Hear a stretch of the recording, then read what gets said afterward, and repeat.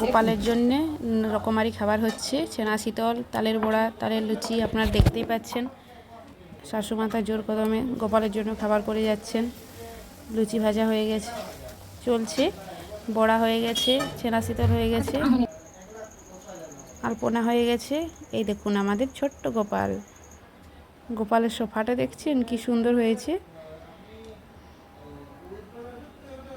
আমাদের নিত্যদিন গোপালের পুজো হয়।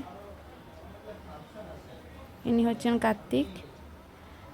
গোপালকে জোগানো হয়ে গেছে গোপালের কাছে। এটা মা লক্ষ্মীর। এরপর শাশুমাতা আমার জোর কদমে পুজো করে যাচ্ছেন, দেখতেই পাচ্ছেন। ভিডিওটা অনেক বড় হয়ে গেছিলো, তাই আমি স্পিড একটু শর্ট করার জন্য স্পিডটা বাড়িয়েছি। এরপর প্রসাদ রেডি, আমরা খাবো। Tata, bye bye.